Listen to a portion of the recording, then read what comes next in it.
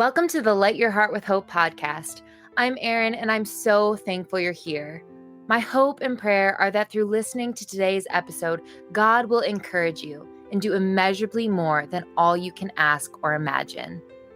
What happens when your story doesn't turn out the way you thought it would? When hope seems lost, dreams are shattered, and pain persists? What if we entrusted our story to the one who wrote it? What if we believed that he was working every detail together for our good?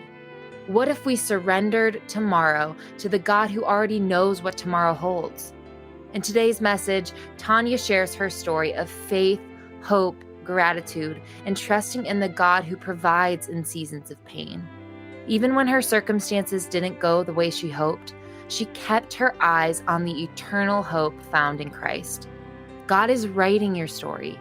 He is providing in every page. There's not a chapter that's missing.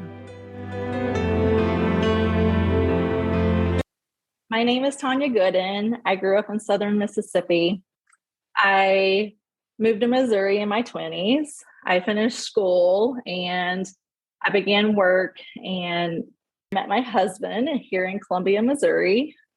He was finishing up his medical residency and then went on to do pulmonary and critical care as a physician. Very soon, in the midst of all that, we were married and he wanted kids right away. And I said, oh no, we have to wait a while for this. And so at least a year, let's enjoy each other and then see what the future holds. About a year later, it was almost literally perfect timing. I was pregnant and then we had Grace. My plan was to pretty much go back to back. Like, let's have these, I at least wanted 2 more children. I had a child previously. And so going into the marriage, I knew I at least wanted 2 more kids if we were going to have kids. So my plan was to have Grace and then we would try pretty much immediately for another child. That wasn't God's plan. My husband was exposed at work. And so we had to be cautious for a long while. And then finally we were pregnant, and this time we didn't find out what it was. I thought for sure God's going to give us 3 girls. My husband has 3 sisters. I have 3 sisters. I just thought for sure, we're going to have 3 girls. And so the most beautiful thing happened is that when we had Grant, we had no idea that it was going to be a boy. He was literally born, and next thing you know, like, it's a boy. And really beautiful moment. And the fact that we did not have 3 girls, we had 2 girls and a boy. So it was just, far beyond what we could have ever dreamt of doing. Life with kids before diagnoses was pretty typical. Basketball, baseball, swimming, he's always just been a fish at the ocean or in a pool. She was always artsy and loved to dance, and she was in cheer. And so there were no telltale signs of a rare disease. The kids showed, they were needing like occupational therapy just for like learning to write neater. And, there were little things that, the kids were experiencing, but there was no way that we would have known what the future truly was going to hold for our family. So before diagnosis, our life looked a lot like other families. In 2016, we thought it was the hardest year of our life. We thought there's no way it could get any harder than this. In 2016, Grace was diagnosed with autism.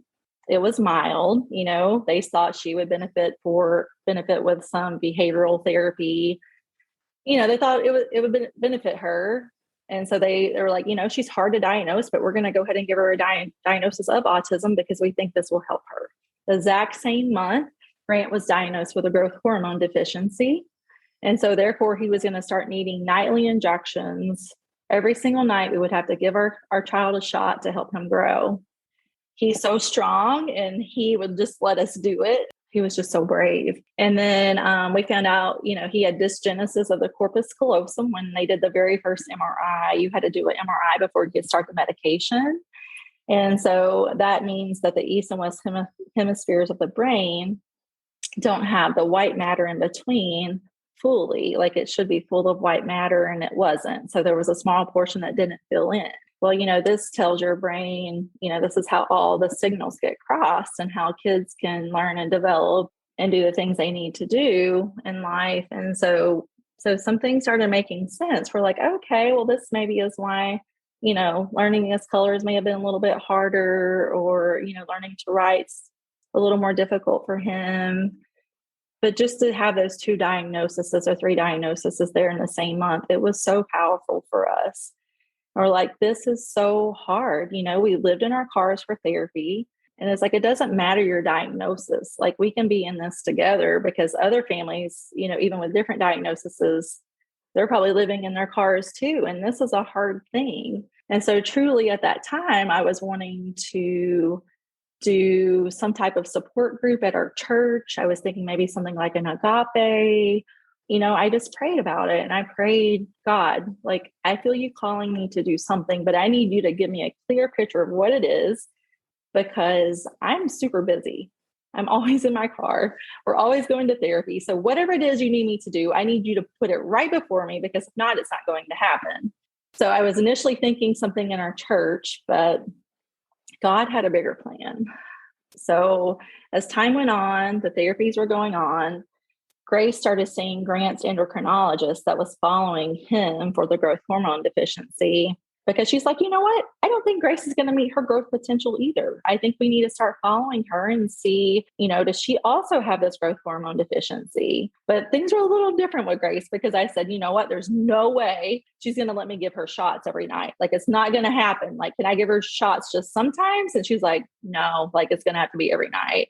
And so she said, okay, well, before we move forward with testing for growth hormone deficiency, why don't we just rule out Turner syndrome? She said, I don't know that she has it. And I said, okay, well, I'm fine with that. But if we're going to go to genetics across the hall, why don't we just try to rule out everything? Let's just try to do a full genetic panel. We weren't really looking for anything, but I just thought, if we're going over there, why not? Let's check for everything. So that's the next step. So we went over to genetics.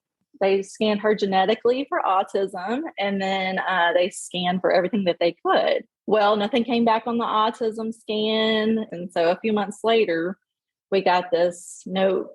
Our genetic counselor called and said, hey, we had something come back that we need to talk to you about. We're not really sure what it means.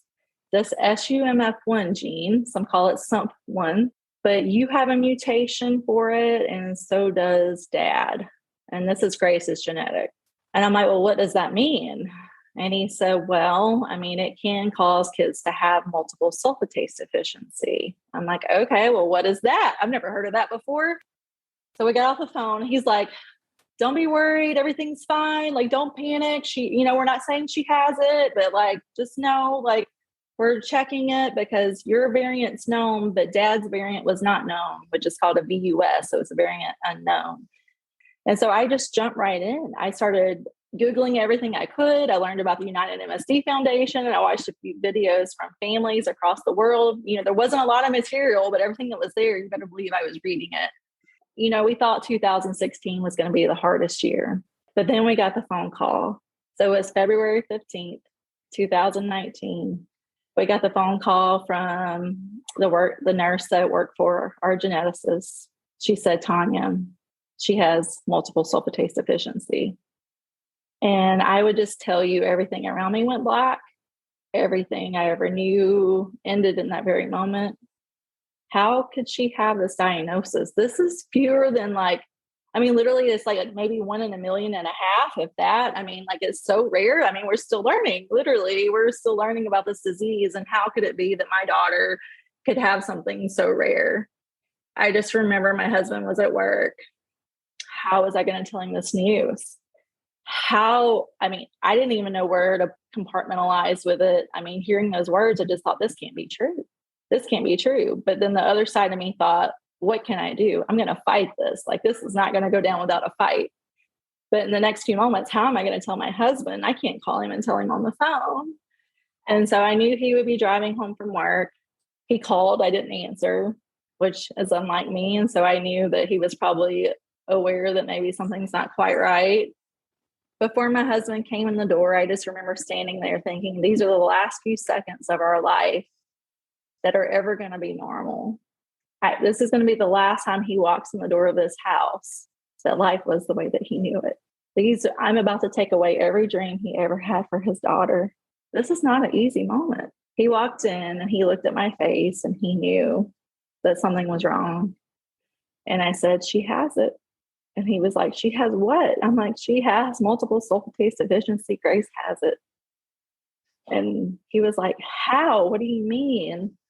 And, we sat there, we held each other, we cried, we used a box of Kleenexes that night.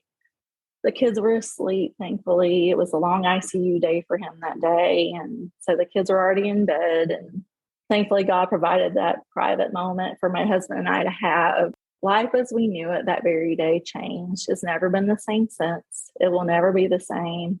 I had heard about rare diseases.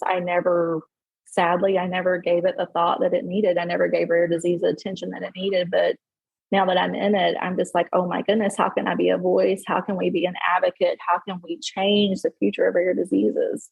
In those moments, I knew my son would have this disease as well. So many similarities between the two that in my mom heart, I knew Grant is going to have this disease too. So as the days went, we were going to have an appointment with our metabolic geneticist to talk about the diagnosis in person and the next steps and what that meant. I made a spreadsheet of the similarities and the differences of my children because he actually had genetics done in 2016. And it came back completely normal because they only did the very basic test. So Grant, I thought, was completely fine because, he already had genetics done. But then in the meantime, I had my spreadsheet. I'm like, I know my child is going to have this. Like, I was praying every single day, God, I just, please don't let him have this. Please. And in my heart the whole time, even in my prayers, I felt like I know he has it, but please, God, just let him not have it. And so his diagnosis day came March 5th of 2019. Grant, our precious son, our beautiful ray of sunshine in the mornings, also had the same diagnosis, multiple sulfatase deficiency. Where do you go from there? I can tell you where I went. Before my kids had the diagnosis, I was already in contact with Amber Olson. She's the founder of the United MSD Foundation. I knew what science had been done. I knew what they had done, what they had accomplished for MSD already. And let me tell you, they are rock stars. And her and Alan Finglas, that has the United MSD Action Foundation in Ireland, the two of them together, you better look out. And now they've got the third person to come on and say, hey, I'm doing this too. And there are some other families that have greatly impacted and have their own MSD foundations as well. But, the science that was coming from those two parents just coming together globally. And I was ready to go. What are we doing? What are the next steps? So we went to the doctor's appointment to meet with the metabolic geneticist to talk about multiple sulfatase deficiency. At this time, it was only for Grace. And because Grant didn't have his diagnosis yet, the hardest thing, because no parent should ever hear no treatment, no cure. Be with your children. No treatment, no cure is unacceptable. Looking for anything. We were fishing for anything. These are our children. Like, how can we say there's nothing, absolutely nothing that we can do for them? We bought the best car seats. We put them in the best preschools. I mean, everything that you teach your children to be safe in this world. And all of a sudden, there's nothing that I can do to keep them safe from what's lying within them. They told us there was a journey team that they could put us with that would basically help us navigate this rare disease life. It would help us navigate this life, but it would also help us when it was time for hospice. They would be there for us, but I needed more than that. I needed to find a cure. I needed more answers. And so I started looking. We knew what data was out there. We knew we're close to a gene therapy treatment. We can cure MSD in mice, but this is the problem: is pharmaceutical doesn't pick up for rare diseases. We can cure it in mice, but when can we get it in kids? My kids are lining up, and so this was the hard part about rare disease. We have 17 enzyme deficiencies with MSD. We have the same enzyme deficiencies as MLD, as the MPS diseases. We have 5 out of the 6 for those. We have the same for ethiosis, but mostly, it impacts all the organs of the body. MSD is in every cell of the body, and it causes a rapid regression in children. And typically, I would say that it is a spectrum, and so it does look different among each child. but there's always a regression. With MSD, what you will see is that kids are possibly meeting some of their milestones. They're learning to walk and maybe say a few words, but then all of a sudden there's a regression. And then that's when parents start wondering, what is going on? What's going on with my child? This is when they start looking for answers with doctors and trying, to figure out what's happening. It's very difficult because average life expectancy is only age 10. And so once there's a regression, typically within, I'm going to say 2 years, you've lost everything. So your ability to walk, talk, run, swallow, it just takes away everything. It truly makes your child a shadow of who they once were. It was truly a miracle that we found this disease. We were not looking for MSD. MSD found us. And even in the hardships, it was still a miracle because my kids were diagnosed before a regression. They have not had a regression. And so we know that this is a gift from God, even in these hardships and even wondering what's next? What can we do? We know before it's too late. My husband, I'm so glad, but he grieved it just like a death. My husband grieved horribly. And I hate to say that, it's not like I didn't grieve, but more so I was ready for the fight. My automatically just went into fight mode. Thankfully, I had met Amber Olson, and she was plugged in with the World Symposium for leukodystrophies. And so we knew that we wanted to be a part of that. And so we went to this conference. It was February of 2020. So right before COVID hit. We were greeted there by one of our MSD doctors from the States. We got to meet one that was from Germany that we had lots of calls with and everything. So it was so nice to meet all these people in person. And then also the United MSD Foundation was there. And then the Action one from Ireland and some other MSD families. And so we all united in Orlando that year. As we were at this conference, and, we were really hopeful that pharma was eventually going to pick up something for MSD. We were hoping for a light at the end of the tunnel. We were hopeful that someone could help us get our treatment to kids and not just in the mice. But as we realized, those hopes just seemed like a glimmer of light at the moment, our doctor there, she just asked us, she said, would you guys consider bone marrow transplant? I said, I didn't know that we could consider bone marrow transplant. And she said, well, it's never been done before. So, we don't know what it would do, but we could talk about it. She said, the best in the world's here. She said, Dr. Paul Orchard is here. We could see if he would be willing to talk to us. Dr. Paul Orchard from University of Minnesota. He's a bone marrow transplant doctor. He told us all the ins and outs and commitments needed of bone marrow transplant. And I will just say that he looked at one photo of our kids and he thought, no way, do they have MSD? And I'm like, yes. And he said, we should try something. He was very impressed by, their presentation. And so over the next few months, COVID hit America horribly. And we were left in this situation. What do we do? Everything's closing down. We need to be talking about bone marrow transplant. Our MSD doctors were definitely thinking we need to act sooner than later. We don't need to wait because early intervention is key with a rare disease. And so to try to have an intervention before our kids regress would be huge in this process. And so after going to Minneapolis and meeting all the doctors and many, many emails back and forth, over those next few months, that we decided we're going to be vulnerable. Our family, we're going to do what it takes. We're going to put ourselves out there. We're going to fight for MSD. We're going to fight for our kids. We're going to be hopeful that this can be a treatment, not only for our kids, but kids of the future. At that point in time, we were just gearing up. Okay, this is coming up. What do we need to do as a family? We took a few trips. We just lavished every single day because we knew that bone marrow transplant is very risky. We were quoted a 15% chance of death. You could have a regression. Bone marrow transplant does not come without consequences. So we knew moving forward that we would be taking many chances. We knew that we would be risking our family dynamic, every aspect of it, just to do this. But there was no part of me that wasn't willing to move forward for my kids because I knew what would happen if we did nothing. I knew that I would watch them fade before my eyes if we do nothing. It was September 16th, 2020. Grace and I had our car loaded. My oldest daughter was visiting from Germany, which was such a blessing. And we were going to say goodbye to our home, our pet.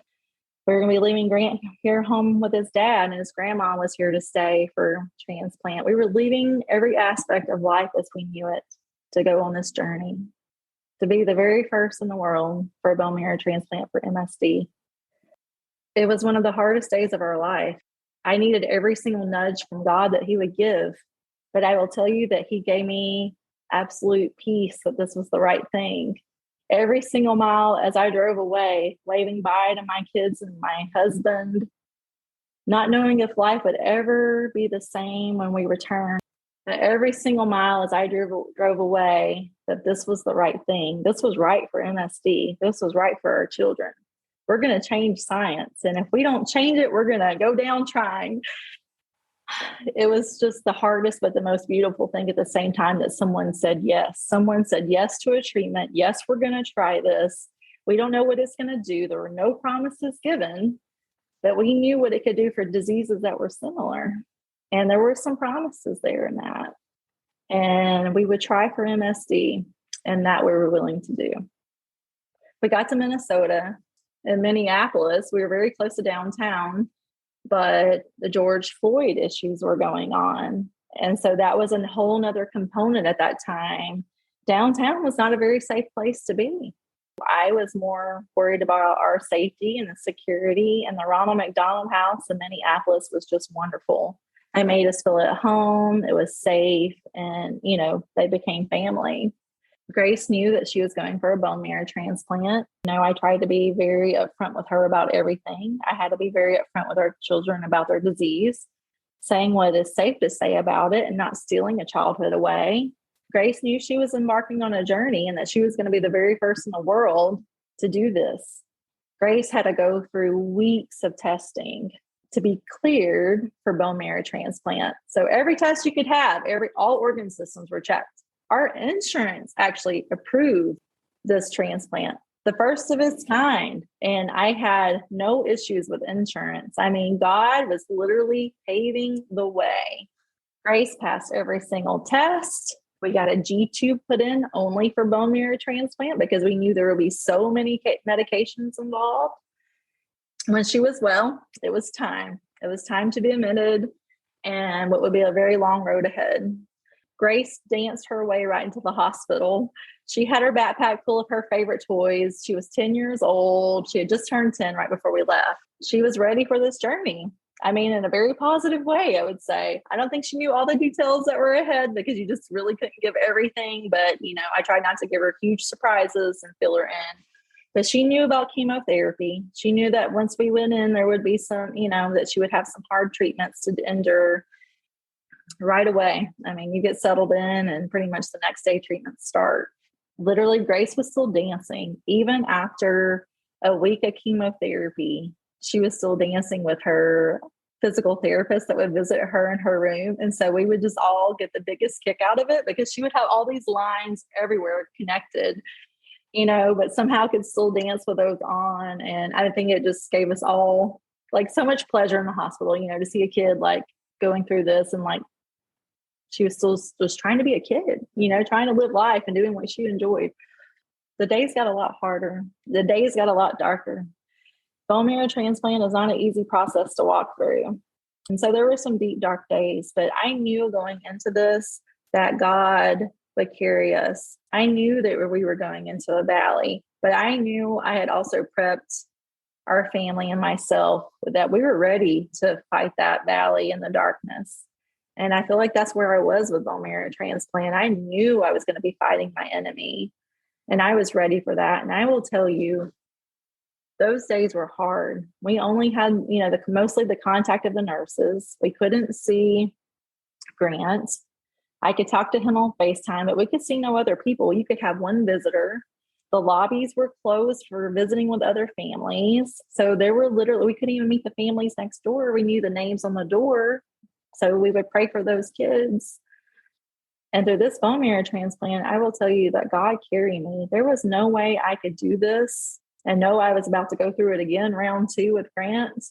And so every day, I would say I probably almost lived on it like a high, because it was like I was just trying to be so happy and have a good outlook for my kids.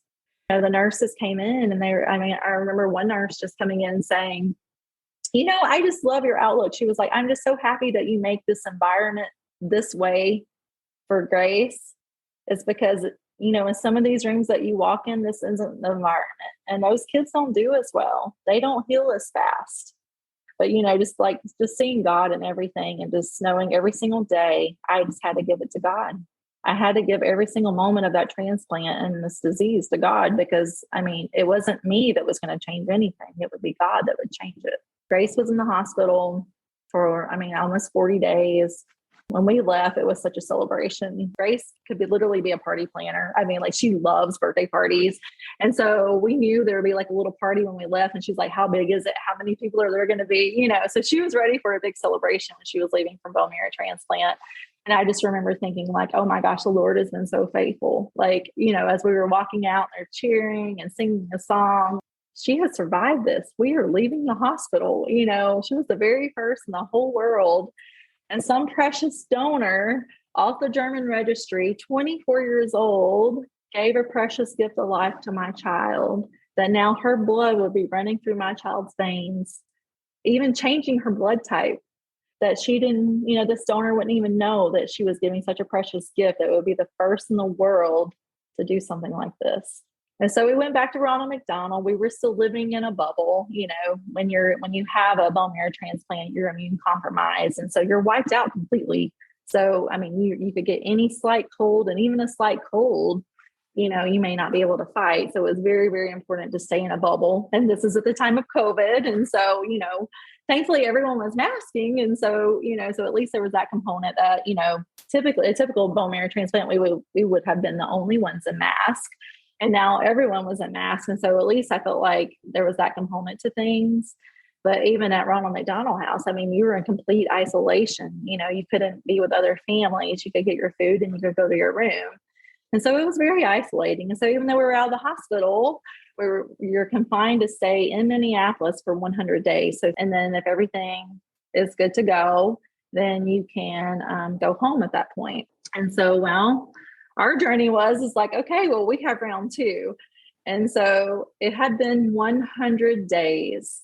I was finally going to see my precious boy in person. I was finally going to be able to touch him, hold him, hug him. This day cannot get here soon enough. I had dreamt of this day every single day of transplant. I've never been away from my kids. How does a mom just leave her children, And so, this was such a big day. And you would know we were in Minneapolis and a blizzard would come. And so my husband said, we are making it there. We are making it there today. So it's my husband, his mom, and Grant. That evening, I was able to see my precious son and hug him so tight. Grace was excited to show him Ronald McDonald and all the fun things about it, and all the fun snacks that they have, and, her little bald head at the time. And so this was a new experience for him. He wasn't used to seeing his sister that way. And, and it was such a blessing. We were finally together again as a family unit, and to be able to have each other in those moments and those weeks there. It was just so precious and dear to my heart. But at the same time, my heart was broken because I was looking at my son knowing oh my goodness, we're going in next. It's your turn. And so even though I was so happy to have him there with me, I was crushed on the inside to know God's got this. I pray he will come out of the hospital. You know what I mean? So I knew what was ahead, and it was heavy on my heart. But so then the same process started over. We were able to celebrate New Year's as a family before everything started, but then it was hardcore. The appointment started with Grant. It was 2 weeks of testing once again. He passed every single test. It was time for the catheter and time for the G-tube. Oh, wait, I've been through this before. It wasn't any easier. it was still hard. I was like, I feel like, just to put scars on your children, to put these things inside your children that, are going to sustain life. But yet they're going to forever have the scars to tell the story for what we were doing for them and what we were doing for our disease, for MSD. He came out of surgery beautifully. I mean, he had, I would say the same recovery time as Grace and everything. And then it was time to go into the hospital. But this time I had Grace. And so their grandma was at Ronald McDonald. She was going to kind of take over the care for Grace there. I had peace for that. And I can never thank her enough for what she did for our family, because otherwise it would have been so hard. My husband was back at home working, and he would come up, every opportunity he could, but he would come up every other weekend. And so it was during the really hard time because, you have your chemotherapy and that lasts a week. And then it's the second week that you start losing all your hair, and all the chemo side effects really hit home. He was there for the really, really hard parts, which I could never thank him enough for, because that's when I really needed the help. So, Grant was a lot like Grace. He was really into Beyblades and, all the things boys. He brought his guitar into transplant. I remember Dr. Troy Lund, he came in and played Beyblades with Grant, and just these special experiences with our nurses and our doctors we'll never forget. And Grant was in the hospital a lot longer than Grace. I would say he had a harder time than Grace. And, and Grant's younger now, so he was 8 at the time of transplant. Grant also had a lot of complications from bone marrow transplant. He had pneumonia.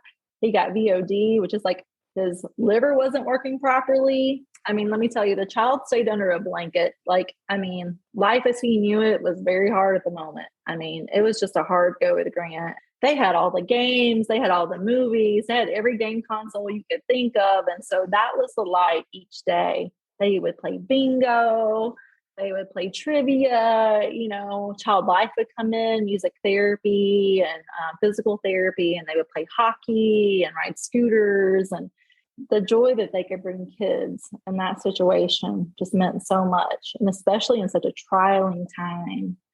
And so we're very grateful for everything the hospital was able to do for us, and mostly thankful for that bone marrow transplant team, that they were willing to say yes. And now we're to child number 2 getting a bone marrow transplant for MSD. So Grant was in the hospital for quite a bit longer than Grace. I feel like it was almost 2 months. We were in there a long haul. But I just remember the day that he was being released, and a party again. He was like, how many people are going to be there? Well, I will tell you, everyone in the hospital that could be there was there to celebrate him as he was walking out as well. I just remember getting the car loaded and getting Grant in the car and our drive back to Ronald McDonald to go see Grace. And I just remember the tears. I just couldn't stop the tears. I was like, tears of joy. Like, oh my gosh, I've had 2 kids survive a bone marrow transplant, which is a feat in itself. And now I'm finally going to reunite them. We're going to be together as a family again, for the first time in a really long time. I haven't been able to hold and love Grace, much like it was, Grant that was without us for a while. And so that was just such a beautiful moment to finally reconnect them. We were in Minneapolis for 9 months. And I will tell you, during that time, we just dreamt of coming home. We dreamt of the things that we would do. We dreamt of all the details of our house. You will laugh, but I dreamt of coming home and just picking up normal silverware. It was COVID. And so I had not touched normal silverware just to pick up a fork and so long that it was just I could not wait to come home and, use real silverware and sleep in my own bed and to see my flowers outside and, just the details of life that we often all overlook because we're busy. But these are the details we had time to think about during bone marrow transplant. Praise God, I was going to go home with both of my kids. We didn't know what this was going to look like. And so the drive home was the most joyous day, I would say, of my life. It really felt like this was heaven on earth. We were going to experience coming home was the closest we will ever get to heaven. I was coming home with both of my children healthy for bone marrow transplant. Things could have looked a lot different. We could have been on so many more medications. There could have been all kinds of things that could have been so much different. But the Lord provided for our family. We were all coming home. what a joyous day it was. We came down that road and there was a huge sign in our yard that said, "Welcome home, Grant and Grace." And I mean, the strawberries were in full bloom, and so were my flowers. Grant immediately ran out to the strawberry bed and was just like eating right off the vine, literally. And there couldn't have been a more precious time for us all to be united. And so, we were still in a bubble. And so, but it was the bubble of our home and the things we knew and that we loved and our pet. And I would say, I've been looking after my kids and their health. Well, there were a few things that I was dealing with when we were in Minneapolis, and I had blood tests done before I left, like all things like moms need to do. So I did those things for me when I left. But then I also wanted to do it again once I returned home because I knew I had to keep me going so that I could keep my kids going, right? And so I came home and I was able to go get, all the girly checks and go get a mammogram and get my blood checked, and everything came back fine. Well, I got a call and they said, "Hey, we need you to come in. There's something on your mammogram. We need to do some biopsies. There's 3 locations that we need a biopsy." And coming from a family, my great grandma had breast cancer, but they don't even consider that family history because it's so far back. And so I went in for the biopsy, and the guy that was doing it, he just said, "Okay, I'll have results for you in the morning." I was very anxious, anxiously awaiting, but I just thought for sure, it's nothing. And the next morning, a little earlier than I expected, I got the call. And it was the same doctor. And he said, "Tonya," he said, "you have infiltrating ductile carcinoma." And I said, "Cancer? This is cancer. My friends, this is 4 months since we've returned home from bone marrow transplant. How can I have cancer?" Okay, God, we had a few conversations. Like, I have leaned on you and I know you love me. I don't understand why I have to endure breast cancer now. And like, what does that mean for my family and my kids? What does it mean for my life? But now I can do this too. I've done, the first in the world bone marrow transplants for MSD. Now I will also walk this journey with breast cancer. I felt like it was a blessing because breast cancer has had many advocates. Things were already in place. I quickly learned that they would pay for reconstruction. My insurance would pay for reconstruction. No, ever how many times I need it done, it will pay for it. There have been many women before me who have advocated for this. And so thank God I didn't need to advocate. I can still advocate for rare disease because breast cancer did not need me. And so that was one of the first blessings I found out. But I went to my appointments and I learned that I was estrogen and progesterone positive, which means my hormones contributed to breast cancer. I had no family history. I was BRCA negative, which means genetically I didn't have, the worrisome diagnosis that way, that it was a genetic component for my family to be worried about. So that felt really good. At least my kids don't have to be worried about this now. So let's just take them. I mean, like I've already been aggressive with treatment for my children. I'm going to be aggressive in treatment for me as well. So, just take my breast. And so that's what I decided to do. So I went through the procedure. I didn't know if they were going to find cancer in my lymph nodes or not. They ended up taking 2 lymph nodes out. And I remember waking up from surgery and just thinking like, is it in my bloodstream? Is there cancer everywhere? Like, is God, am I going to start planning for the end, And I remember waking up and asking the nurse, and she wouldn't tell me anything. She was just like, "I think the doctor already talked to your husband." And I'm thinking, well, where's my husband? Thankfully, when he came in the room, it was the first thing I asked. And he said, "No, they did not see any cancer in your lymph nodes. Thankfully, they think everything is isolated." And so it was removed. So no chemo was needed since, it wasn't spread. And they have to send off the tumors and evaluate them to see if you need chemotherapy. And I would just say everything came back best case scenario. And so I still have to take medications that, stop my hormones from working normally. So it basically blocks them. So I'm in forced menopause at 43 now. And you know what? I just turned 43 and I couldn't be a happier 43. And I would just say, I survived breast cancer. My children have survived 2 bone marrow transplants. And I would say, that we have walked in the darkness, but, the Lord provides. And even though I didn't understand why I had to have breast cancer, at the same time, I'm like, I know God will use this story for someone's good. It was scary.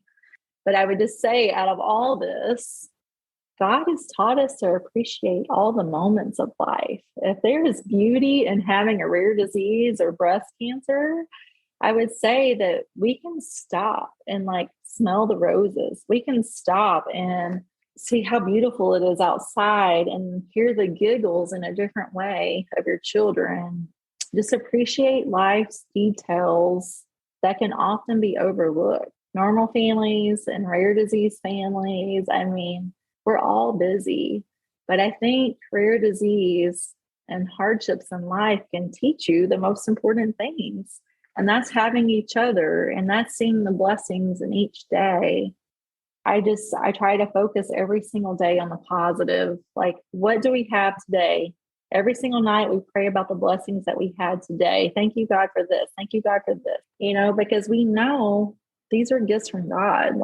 That we are where we are today, and then we get to enjoy all of these details. And I'm just so grateful for that. Life does not come without trials and tribulations. For those of you suffering, if I could offer anything, it's just know that you're not alone.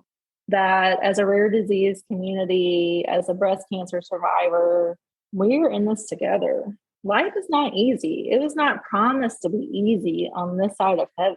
We were promised hardships. But we can have people to do this with. We can do this together, and we can do this with God. And He is with us. And even if we don't see Him, we know He's here and He's listening, and He's with us individually. Each moment is truly a blessing. As a rare disease mom, I would say it's important to live life backwards. Think about what you want to be remembered by. Think about what you really want with your kids. What kind of impacts can we make on this earth? What do we really want to accomplish on this earth? That we can do big things through Christ. And He is our hope. What we do in this life prepares us for the next. That God has something far more beautiful than the broken world that we live in today. With the sicknesses and rare diseases, all that will go away when we meet God. It will be the most beautiful homecoming. And these hardships here that we have, we will see healthy kids. We won't see any more breast cancer. We'll get to live life to our fullest with our Creator. And I think it's important for us to have peace that God is writing our story. This isn't our story to write. Where have you seen the fingerprints of God in your story? Do you only notice Him when everything is going according to your own desires? Or have you seen Him meet you in your darkest valleys? God provides in your pain. He gives strength to sustain you, peace in the chaos, grace for your mistakes, rest for your weary soul. He provides life today and hope for tomorrow. Thank you so much for being here. I hope that Tonya's story encourages you to share your own story. You matter. Your life matters.